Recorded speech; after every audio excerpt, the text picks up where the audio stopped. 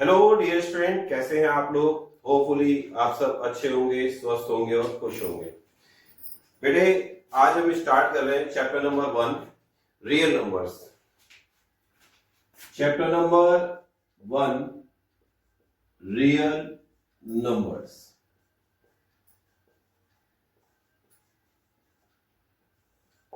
इस चैप्टर में पहले हम बेटा थोड़ा सा नंबर सिस्टम के बारे में जानेंगे, जो क्लास 9th का आपका पार्ट है, ठीक है।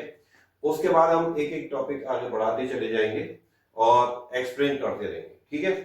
देखिए, पहला नंबर सिस्टम में पहला नेम जो आता है वो है नेचुरल नंबर्स।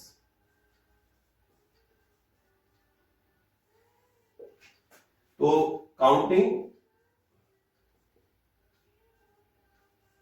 Start from 1। जो काउंटिंग 1 से स्टार्ट होती है और फिर आगे इसी तरह काउंट होती चली जाती है, 1 2 3 4 5 6, और कहां तक जाएगी ये काउंटलेस होती है, ठीक है, एंडलेस होती है। आप काउंट करते जाइए, आते जाएंगे। बस एक इसमें जो पॉइंट है कि सर नेचुरल नंबर ही क्यों कहा जाता है, तो नेचुरल नंबर कहने का एक कारण सीधा सा है कि जब हमें गिनने की जरूरत पड़ी होगी, अब गिना किस चीजों का जाएगा, जो हमारे पास ऑब्जेक्ट्स हैं उन्हें हम गिनेंगे, ठीक है। किसी भी प्रकार के ऑब्जेक्ट्स होते हैं, एनिमल्स हो सकते हैं, क्लॉथ्स हो सकते हैं, यूटेंसिल्स हो सकता है, कुछ भी हो सकता है, ठीक है। हमने इकट्ठे किए लेकिन हमें उन्हें काउंट करना था, तो हमें नंबर की जरूरत पड़ी। तो प्राकृतिक रूप से नेचुरली तरीके से जो हमने काउंटिंग हमने जो करनी शुरू की, उसी को हम क्या कहते हैं, नेचुरल नंबर्स कहते हैं, ठीक है। अच्छा, 1 से स्टार्ट क्यों होते हैं, उसका भी एक कारण है, क्योंकि ऑब्जेक्ट हमने काउंट किए हैं, तो ऑब्जेक्ट का होना, ठीक है, उसे हमने काउंट किया है, तो वो कहां से स्टार्ट होगा। एक हमारे पास कोई एक ऑब्जेक्ट है तो उसे 1 बोला गया होगा, दूसरी एक दूसरी और ले आए तो उसे 2 बोला गया होगा, ठीक है। तो ऐसे करके 1 से स्टार्ट हुई तो काउंटिंग स्टार्ट फ्रॉम 1, ठीक है। इन काउंटिंग्स को पूरा किसने किया, ठीक है, पूरा किया होल नंबर्स ने। किसने पूरा किया, होल नंबर्स ने। होल नंबर्स मतलब कि जब नेचुरल नंबर के साथ जीरो जुड़ गया तो ये जो काउंटिंग है हमारी होल नंबर, उसने पूरा नंबर सिस्टम क्या बना दिया, होल नंबर बना दिया। होल नंबर मींस कि अब ये सारे नंबर हो गए, ठीक है, क्योंकि अब इसमें जो कमी थी जीरो की वो भी ऐड हो गया। तो अगर काउंटिंग, हम बोलेंगे काउंटिंग स्टार्ट फ्रॉम जीरो, और इसके बाद क्या है, इसके बाद ऑल नेचुरल नंबर, आप या तो ऐसे बता दीजिए all natural numbers. Natural numbers को जीरो ने क्या किया, कंप्लीट कर दिया, तो क्या कहलाए, होल नंबर्स। तो या तो आप ऐसे लिख दीजिए, या फिर क्या कह सकते हैं आप कि जीरो से स्टार्ट होंगे और बाकी सारे नेचुरल नंबर आ जाएंगे, तो उन्हें आप क्या बोलेंगे, उन्हें आप होल नंबर्स बोलेंगे, ठीक है। ये भी काउंटलेस होते हैं, ठीक है। इसके बाद जो अगला सिस्टम है वो था आपका इंटीजर्स, ठीक है। इसे नंबर लाइन पे समझते हैं। इंटीजर्स में जीरो और जीरो के साथ सभी नेचुरल नंबर 1 2 3 4 5, सभी नेचुरल नंबर। कैसे नंबर है ये, नेचुरल नंबर, सभी नेचुरल नंबर्स, ठीक है। और सभी negative numbers, -1 -2 -3 -4 on so on, ठीक है।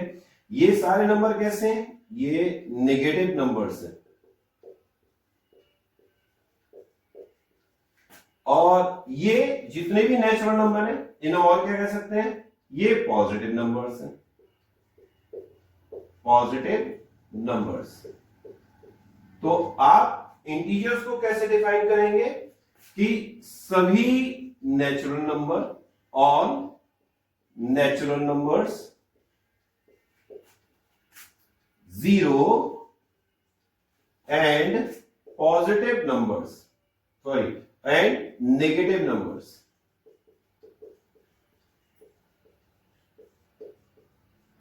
ये सब क्या कहलाएंगे, ये सब इंटीजर कहलाएंगे, ठीक है। तो पहले हमारे पास नेचुरल नंबर थे जो हमने प्राकृतिक रूप से बोलने शुरू किए, ठीक है, अपनी भाषा में कहना शुरू किया, काउंट करना शुरू किया, वो हमारे natural number. In natural number को जिसने कंप्लीट किया वो क्या था, जीरो। जीरो के साथ मिलके सब क्या हो गए, होल नंबर, ठीक है। उसके बाद हमें क्या मिला, इंटीजर्स। अब इसके बाद अब हमें क्या मिलेगा,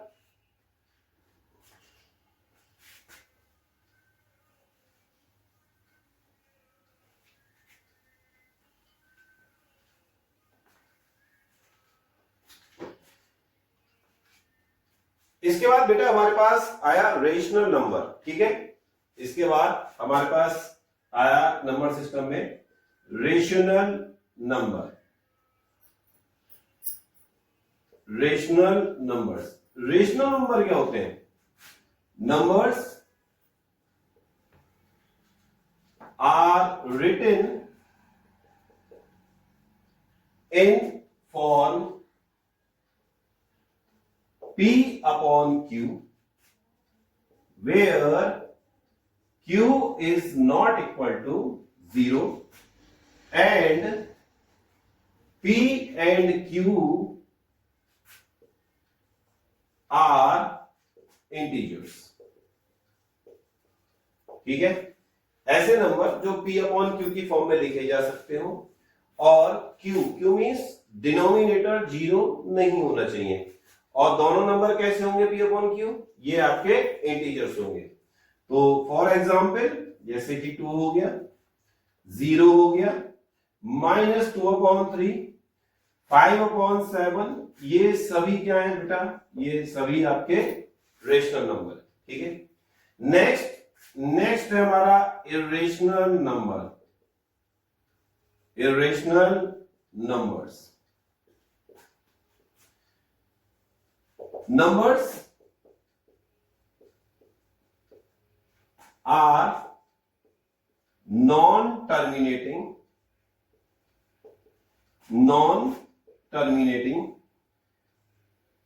and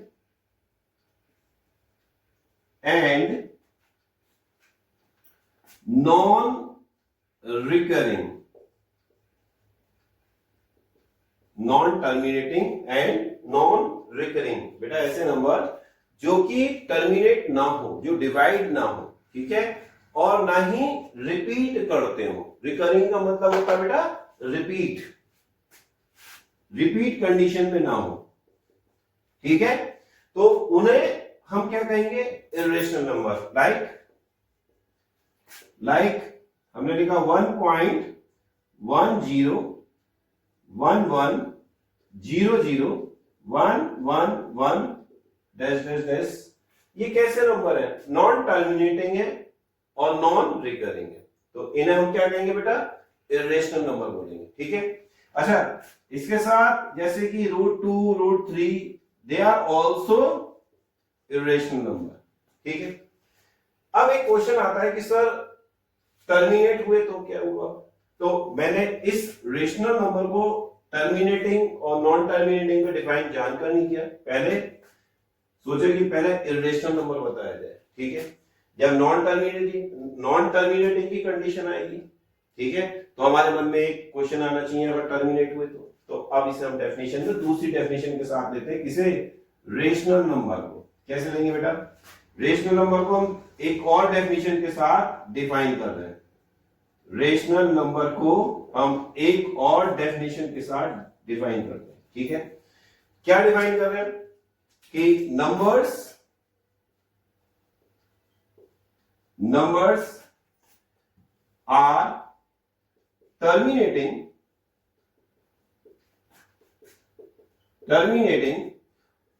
or non-terminating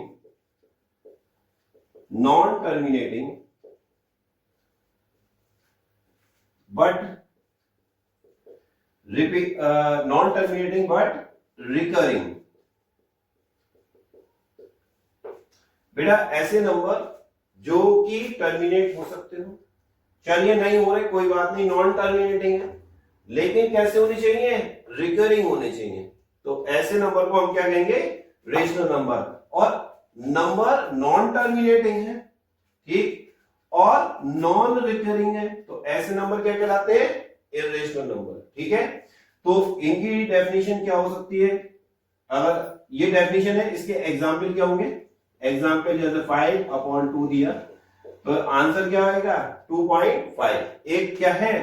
complete terminating number है। ठीक है, अगर मैंने एक नंबर दे दिया 10/3, तो ये क्या बनेगा? हमने बताया 3.333 ऐसे करके चलता जाएगा। ठीक है, ये क्या है? नॉन टर्मिनेटिंग है लेकिन रिकरिंग है, 3 आपका लगातार आता चला जाएगा। ठीक है, तो ऐसे नंबर को हम क्या कहेंगे? Rational number. इन नंबर को क्या कहेंगे? Irrational number. ठीक है, अच्छा इसमें एक चीज और ध्यान रखनी है, जैसे कि यहाँ पर √2 √3 इर्रेशनल है। सर अगर √4 आ जाए तो √4 बेटा रेशनल होता है, क्योंकि √4 का स्क्वायर रूट 2 होता है। √9 आ जाए, मान लीजिए यहां पर दिखा देते हैं, √4 आ जाए तो इसका स्क्वायर रूट 2 होता है। √9 आ जाए, इसका स्क्वायर रूट 3 होता है। तो ये सारे कैसे नंबर हैं? रेशनल नंबर है। ये सारे कैसे नंबर हैं? Rational number. ठीक है, अब ये सभी नंबर एक नाम में समा जाते हैं, और वो नाम क्या है? Real number. ठीक है, अब इसकी डेफिनेशन देखते हैं। अब बात करते हैं रियल नंबर्स की। रियल नंबर्स क्या होते हैं? ठीक है, देखिए चैप्टर का नाम रियल नंबर्स, और इसकी definition collection of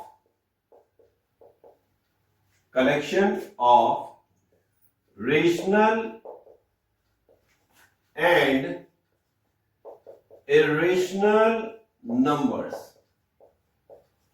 collection of rational and irrational numbers, ठीक है, are called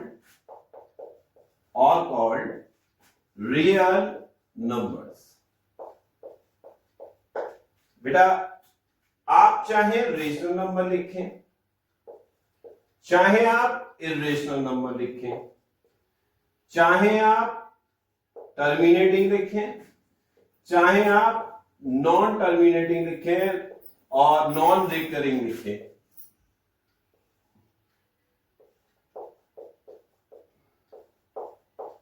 ये सभी नंबर क्या कहलाएंगे? ये सभी नंबर सभी नंबर क्या कहलाएंगे बेटा? सभी नंबर रियल नंबर्स कहलाएंगे, चाहे वो टर्मिनेटिंग हो, चाहे नॉन टर्मिनेटिंग हो, चाहे वो 2/3 की फॉर्म में लिखा हो, ठीक है, या √4 लिखा हो, ठीक है, किसी भी रूप में लिख दीजिए, ठीक है, वो क्या कहलाएगा? रियल नंबर्स कहलाएगा। क्यों? क्योंकि collection of rational and irrational number are called real numbers. ठीक है, तो ये सारे नंबर जितने भी हमने पढ़े, नंबर नेचुरल नंबर से लेके ये सब किस में आ जाते हैं? उन सब का एक नाम हो जाता है रियल नंबर्स। ठीक है, चलिए इसके बाद बात करते हैं प्राइम नंबर के बारे में। प्राइम नंबर्स क्या होते हैं? प्राइम नंबर्स क्या होते हैं? numbers have only two factors, one and itself। ऐसे नंबर जिनके केवल दो ही फैक्टर होते हैं, एक तो 1 होगा और एक वो खुद होंगे, ऐसे सभी नंबर को हम क्या कहेंगे? प्राइम नंबर कहेंगे। फॉर एग्जाम्पल 2 एक प्राइम नंबर है, 3 एक प्राइम नंबर है, 5 एक प्राइम नंबर है, 7 एक प्राइम नंबर है, 11 एक प्राइम नंबर है, 13 एक प्राइम नंबर है, 17 एक प्राइम नंबर है, 19 एक प्राइम नंबर है, 23 एक प्राइम नंबर है, 29 एक प्राइम नंबर है, और ऐसे बहुत सारे प्राइम नंबर हैं। ठीक है, एक बात ध्यान देने वाली है, याद रखने वाली है कि 2 एक अकेला ऐसा नंबर है जो कि इवन प्राइम नंबर है, इवन प्राइम नंबर है। ठीक है। 2 is only even prime number, 2 के अलावा और कोई हमारे पास प्राइम नंबर नहीं होता जो कि इवन की फॉर्म में हो, ठीक है। इसके बाद कंपोजिट नंबर। कंपोजिट नंबर क्या होते हैं? Composite numbers, numbers have more than 2 factors.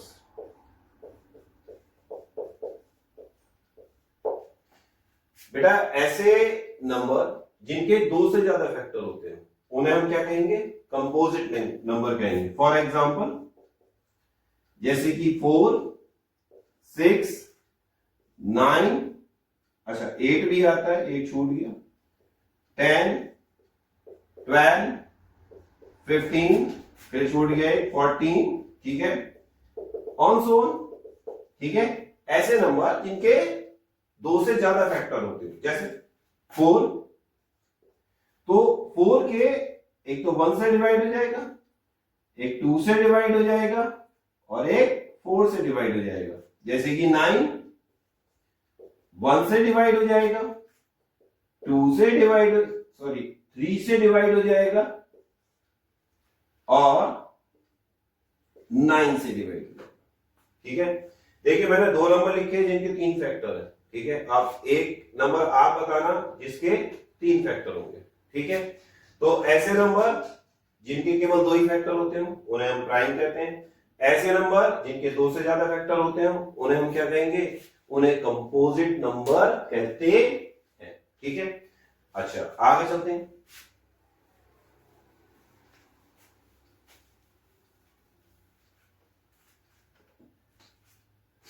देखिए इसके बाद इवन नंबर।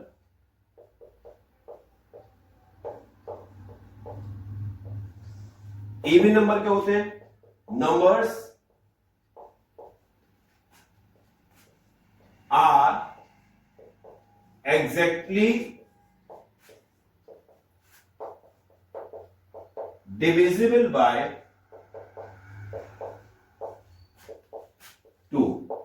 ऐसे नंबर जो 2 से पूरे पूरे डिवाइड हो जाए। फॉर एग्जाम्पल 2 तो डिवाइड हो जाएगा 2 से, ठीक है। 4 भी हो जाएगा, 6 भी हो जाएगा, 8 भी हो जाएगा, 10 भी हो जाएगा, 12 भी हो जाएगा, ऑन सो ऑन, ठीक है। तो ऐसे सभी नंबर जो 2 से डिवाइड हो जाए वो सब क्या है? आपके इवन नंबर है। Next odd numbers. नेक्स्ट आपका odd numbers. Numbers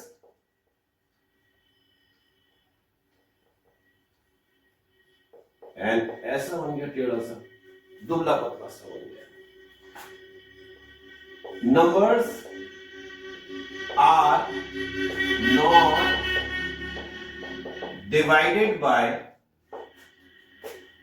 not divided by 2। ऐसे नंबर जो 2 से डिवाइड नहीं होते, ठीक है, उन्हें हम क्या कहेंगे? ऑड नंबर कहेंगे। 1, 3, 5, 7, ठीक है, और 9, 11, 13, 15, ये सभी कैसे नंबर हैं? ये सभी हमारे ऑड नंबर है। और ये सब कैसे नंबर है? इवन नंबर है, ठीक है। अब एक बात ध्यान रखना है आपको कि आगे आने वाले चैप्टर्स में पूछा जाएगा, आगे चलकर, कि प्राइम नंबर के बारे में पूछा जाएगा, ठीक है। तो कई बार क्या होता है, स्टूडेंट 1 को भी प्राइम काउंट कर लेते हैं। बेटा 1 प्राइम नंबर नहीं होता है, ठीक है। 1 एक यूनिक नंबर है जिसका केवल एक ही फैक्टर होता है, ठीक है। 1 एक यूनिक नंबर है जो केवल अपने आप से ही डिवाइड हो सकता है, ठीक है। ये बात हमें याद रखनी है। तो ये प्राइम में काउंट हमें नहीं करना है, ठीक है। ये बात हमें याद रखनी पड़ेगी। नेक्स्ट जो नंबर है या कह दें कि नंबर सिस्टम है, उसमें क्या क्या चीज आएगी? देखिए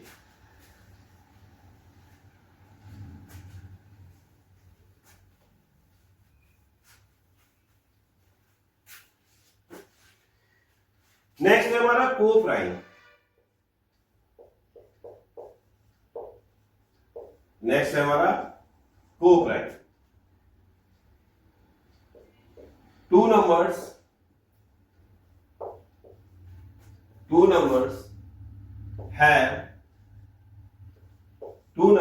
have only one as common factor।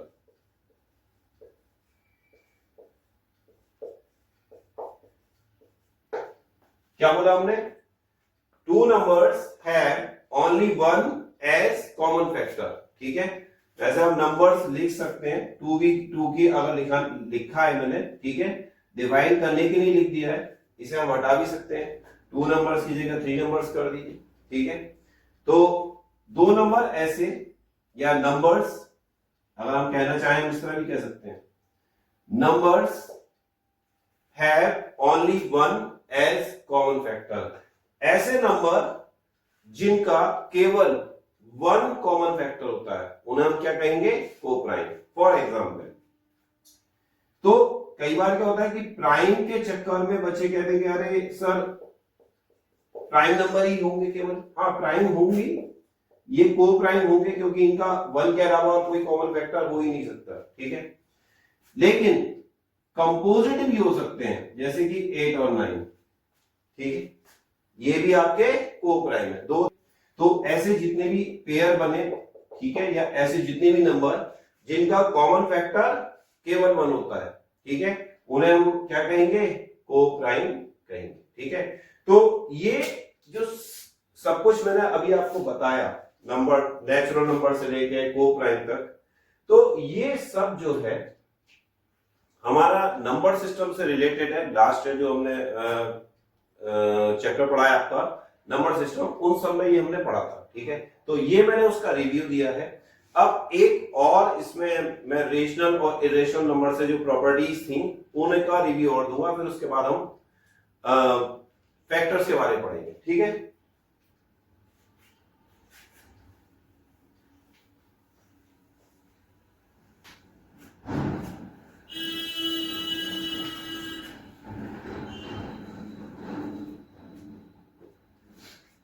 जी। तो एक चीज और बता रहे हैं रेशनल और इरेशनल नंबर के बारे में। क्या है कि अगर आप रेशनल नंबर को रेशनल के साथ ऐड करते हैं तो आपको रेशनल ही मिलेगा, ये हमें पता है। ठीक है, अगर रेशनल नंबर को रेशनल से सब्ट्रैक्ट करते हैं तो भी हमें रेशनल ही मिलता है। अगर हम रेशनल की मल्टीप्लाई रेशनल से करते हैं तो भी हमें रेशनल मिलता है। ठीक है, और अगर हम रेशनल को डिवाइड करते हैं रेशनल नंबर से तब भी हमें रेशनल ही मिलता है। ठीक है, अब इसमें एक चीज और है, ये तो हो गया रेशनल के लिए, लेकिन अगर आप रेशनल को इरेशनल के साथ ऐड करते हैं तो आपको मिलता है इरेशनल। ठीक है, अगर आप रेशनल को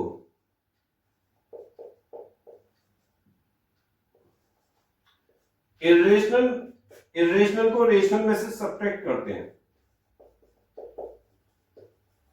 तो आपको मिलता है इरेशनल। ठीक है, अगर आप रेशनल की मल्टीप्लाई इरेशनल से करते हैं तब आपको मिलता है इरेशनल। बेटा यहां पर आकर एक हमारा कॉन्ट्रडिक्शन आ जाता है, और वो कॉन्ट्रडिक्शन क्या है? वो ये है कि अगर रेशनल की मल्टीप्लाई मैं रेशनल से इरेशनल से करता हूं तो इरेशनल मिलता है, ये तो मैंने बात कह दी। अब कॉन्ट्राडिक्शन क्या है? कॉन्ट्राडिक्शन ये है बेटे, यहां समझाते हैं। यहां पर अगर हम 0 की मल्टीप्लाई √2 से करते हैं, ठीक है, 0 आपका एक रेशनल नंबर है और √2 एक इरेशनल नंबर है। इनकी मल्टीप्लाई करने पर हमारे पास 0 आएगा, ठीक है, जो कि एक रेशनल नंबर होगा, ठीक है। और यहां पर हम बोल रहे हैं कि रेशनल इरेशनल से मल्टीप्लाई करेगा तो इरेशनल बनेगा, ठीक है।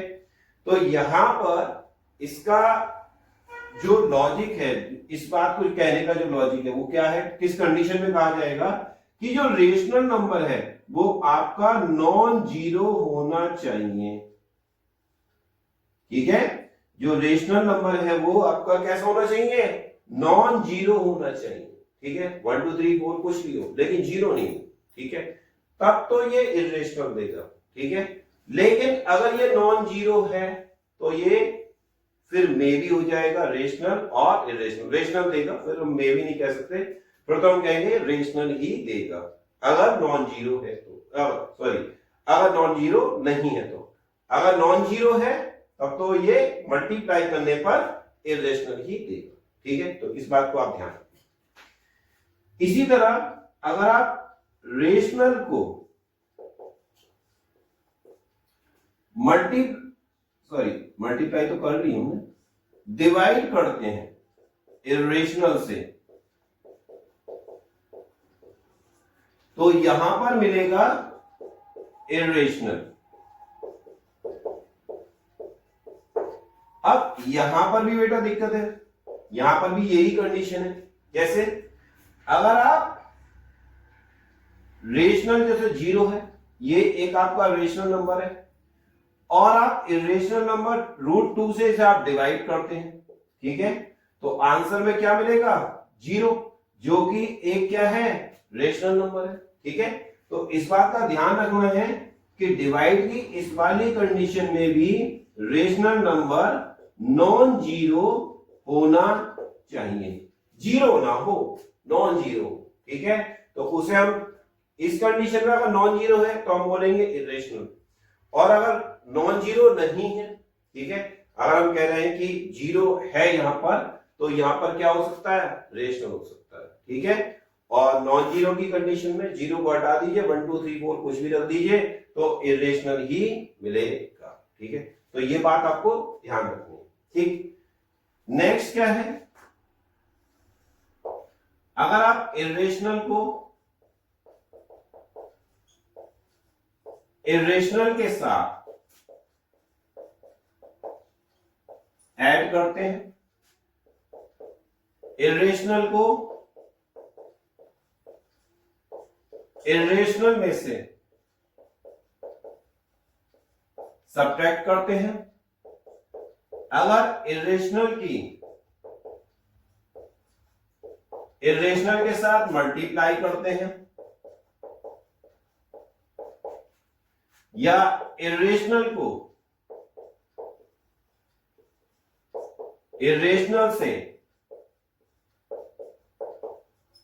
डिवाइड करते हैं, ठीक है, इन सब कंडीशन में, इन सभी कंडीशन में जो आंसर आएगा वो होगा मे बी रेशनल और इरेशनल। वो रेशनल भी हो सकते हैं और इरेशनल भी हो सकते हैं। बेटा ये नोट कर लीजिए, ये बहुत काम की चीज है। नंबर के बारे में तो बताएंगे कि रेशनल और इरेशनल का जब रिलेशन बनेगा तो किस तरह बनेगा। इन्हें लेकर एमसीक्यू भी बनते हैं, प्रोडक्ट पूछ सकता है आपसे, सम भी पूछ सकता है, ठीक है। तो इनसे रिलेटेड आपके एमसीक्यू भी बनते हैं 10th में, ठीक है। तो ये सारा जितना भी अभी तक हमने पढ़ा है, ये है तो 9th का, 9th के नंबर सिस्टम में ये सब कुछ था, ठीक है, लेकिन वो हमें 10th में पढ़ना भी जरूरी है, ठीक है। चलिए नेक्स्ट हम पढ़ते हैं फैक्टर। फैक्टर क्या होते हैं? Factor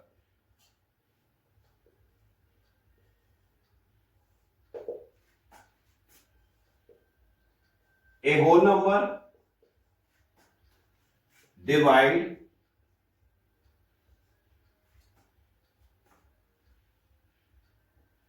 a whole number exactly divide exactly divides another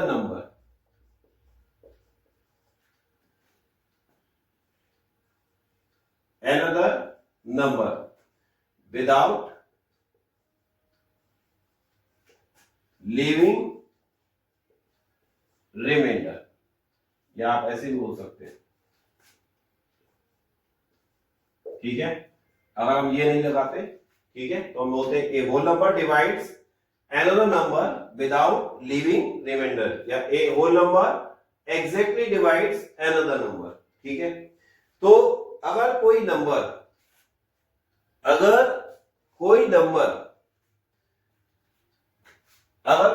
whole number, अच्छा नंबर नहीं लिखा हमने यहां पर,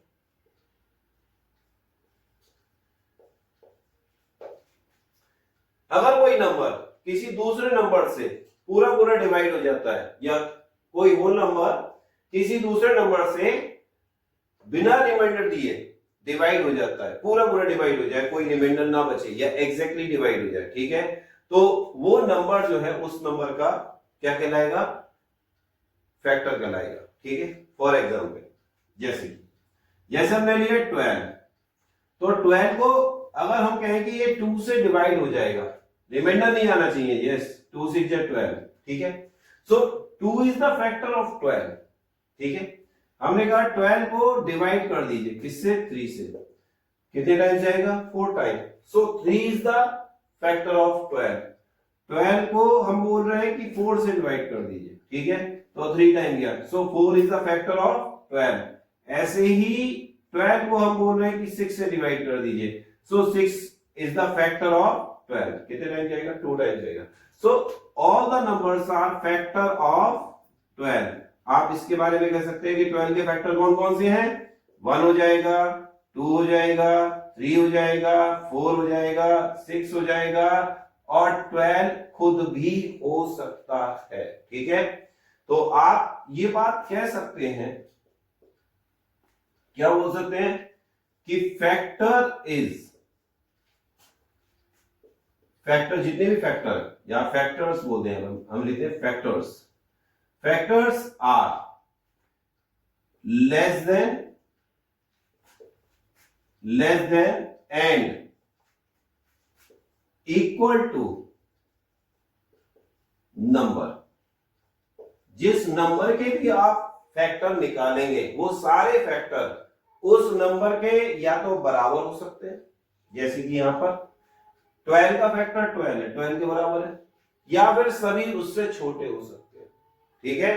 तो फैक्टर, जिस नंबर के भी हम फैक्टर निकाल रहे हैं, फैक्टर या तो उस नंबर के बराबर हो सकता है या उससे छोटा हो सकता है, ठीक है। ये बात हमें ध्यान रखनी है, ठीक है। चलिए अब नेक्स्ट आगे बात करते हैं।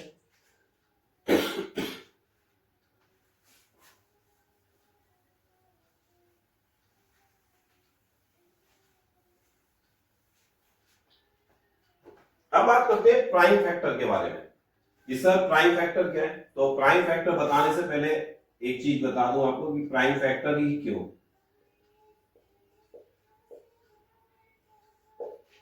जैसे कि अभी हमने 12 के फैक्टर बताए, 1 2 3 4 6 12, ये भी तो सर फैक्टर है, ठीक है।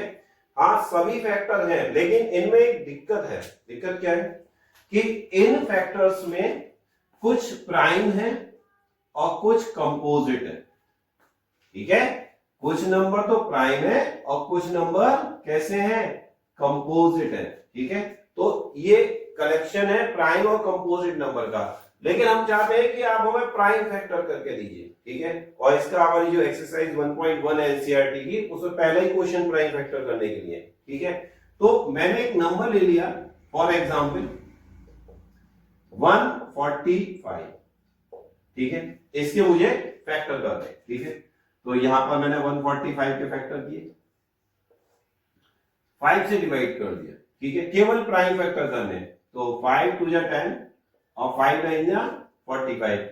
देखो 29 भी एक प्राइम नंबर है, तो ये नंबर 29 से ही डिवाइड होगा। तो 145 के दो फैक्टर हुए, 5 और दूसरा कौन सा हुआ 29। तो ये क्या कहलाएंगे? These are the prime factor of 145। ठीक है, इसके अलावा और कोई नंबर? चलिए हमने कुछ और नंबर ले लिया, मींस हमने ले लिया, चलिए 128 ले लिया।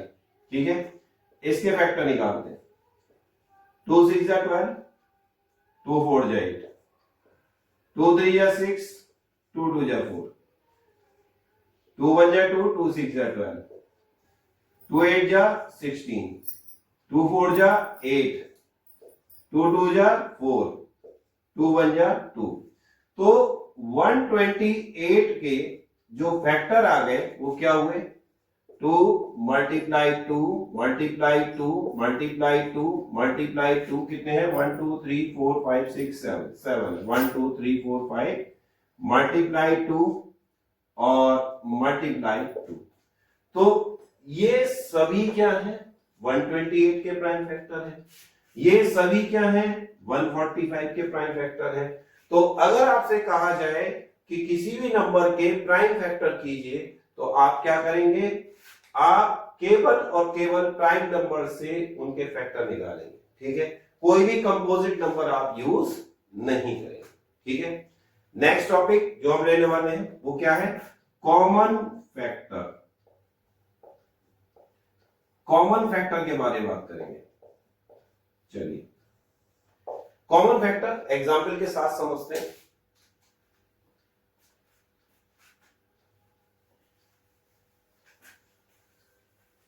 सपोज कीजिए हमने दो नंबर ले लिए और दोनों के हमें प्राइम फैक्टर करने हैं। तो हमने एक नंबर ले लिया 24 और एक नंबर हमने ले लिया मान लीजिए 40 या 42 ले लिया। चलिए ठीक है, दो नंबर लिए, पहले दोनों के आप प्राइम फैक्टर कीजिए। 12 2 जा 24, 2 6 जा 12, 2 3 जा 6 और 3 1 जा 3। ठीक है, फिर 42 के फैक्टर कीजिए। 2 2 जा 4, 2 1 जा 2, 3 7 जा 21 और 7 1 जा 7। हमें क्या बताना है? हमें बताने कॉमन फैक्टर। ठीक है, तो कॉमन फैक्टर कैसे बताएंगे? देखिए 24 के यहां पर प्राइम फैक्टर लिखिए। 2 multiply 2 multiply 2 multiply 3, 2 multiply 2 multiply 2 multiply 3। ठीक है, फिर 42 के भी फैक्टर लिखिए। 2 मल्टीप्लाई 3 मल्टीप्लाई 7। कॉमन फैक्टर का मीन्स जो दोनों नंबर के फैक्टर्स में आते हो। ठीक है, तो यहां पर एक तो ये आ गया है 2, फिर 3 हो सकता है, दोनों में है। 7 हो सकता है, 7 नहीं हो सकता। क्या 2 और हो सकते हैं? नहीं, क्योंकि दोनों नंबर के फैक्टर में होने चाहिए। तो दोनों का जो कॉमन फैक्टर आया, जो दोनों के कॉमन फैक्टर आए, तो कॉमन फैक्टर क्या है आपके? 2 मल्टीप्लाई 3। तो ये क्या है? ये कॉमन फैक्टर है। ठीक है बेटे, तो ये प्राइम फैक्टर निकालने का तरीका है और ये कॉमन फैक्टर निकालने का तरीका है। ठीक है, तो आज की क्लास में इतना ही। इनसे ये जो क्वेश्चन है, ये जो हमारे टॉपिक है प्राइम फैक्टर और कॉमन फैक्टर, बेटे जनरल टॉपिक है। अभी तक हमने जितना ही पढ़ा है या तो 9th का रिव्यू है या हमारे जनरल टॉपिक है। ठीक है, अभी इसके बाद जो हम आगे के टॉपिक लेंगे नेक्स्ट लेक्चर में, वो एचसीएफ और एलसीएम से रिलेटेड है। ठीक है, कुछ जनरल क्वेश्चन लेकर आप इन्हें सॉल्व करके देखिए, इन मेथड्स को समझने की कोशिश कीजिए, क्योंकि इन्हीं का यूज करके हम आगे एचसीएफ और एलसीएम निकालेंगे। ठीक है, आज के लिए इतना ही। ठीक है, खुश रहिए, स्वस्थ रहिए। Okay, bye bye, thank you.